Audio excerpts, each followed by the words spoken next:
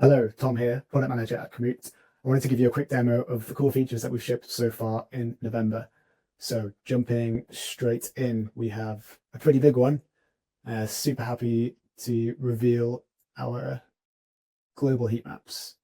Now this is a tool that allows you to see where the Komoot community are hiking, riding, running. You can filter the heat map by sport type, so you can check out where people are gravel riding, for example. And it's super useful to find the most popular paths, or if you want to avoid the crowds, you can do that as well. So let's do an example. Say I wanted to plan a hike around Lake Derwentwater in Keswick. I'll start in the town centre and I'll plot my route around the lake. Make it a round trip. And for example, although the route takes me on this official hiking way, I can see that actually the community prefer to go by the lakeside or up over Catdale Summit. So I can quickly tweak my route to go where the community goes and hopefully have a better experience.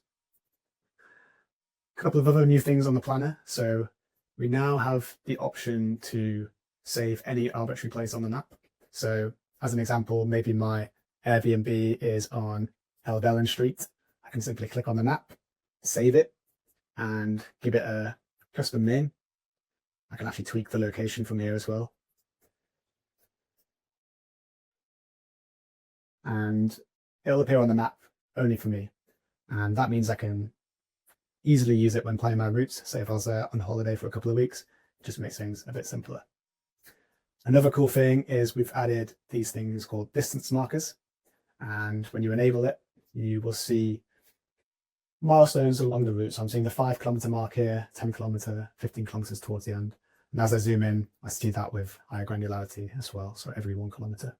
Just gives you a little bit more context when viewing the route. So maybe I can plan a coffee stop around kilometer 10. Another cool thing with added is to make it easy to see more detailed weather on your route. Now this feature is available to premium users, but say I'm doing this hike tomorrow at 8 in the morning. Once I set the time, I now immediately see the weather information directly on the route. So pretty cool to see the wind direction. This is particularly useful if I'm planning, say, a road cycling ride. So I can ensure that I have a headwind on the way out and the tailwind on the way back to make my life a bit easier. Another thing worth mentioning is that we've added this new route alert for when your route passes through a protected area, like a national park.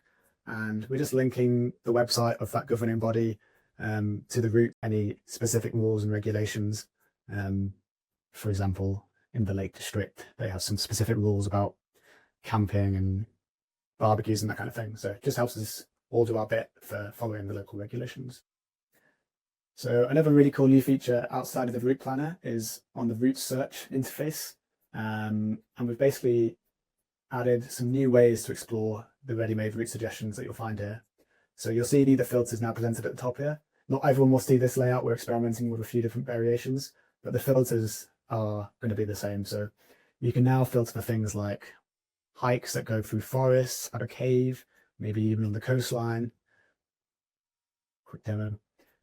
You can search for routes that have specific rest stops. So maybe you're looking for something with a coffee stop or a pub. And also route features, things like climbs, bike parks for the mountain bikers, and avoiding main roads. There are some other ones here that will appear depending on the area that you're searching as well. So let's go through another example. Let's go back to the Lake District. And let's say I am planning to do a hike with my family. So I'm looking for something easy, first of all. And there needs to be something cool to make the kids excited. So let's say there needs to be a waterfall en route. And of course, they need a bit of bribery as well. So let's add a cafe so we can get some ice cream at the end. So let's check out the first result, scale with force. We can see it's pretty flat, so that should be nice and suitable. It's mostly on paths, great. And tick, we've got our waterfall, that's good. And more importantly, we have our cafe. So everyone should be happy with that. A couple more things just to finish off. We've significantly improved our route alerts when a path or road might have temporary access restrictions.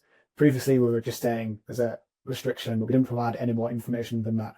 Now we're passing all the information from OpenStreetMap to provide you with information like you need a permit to do this route.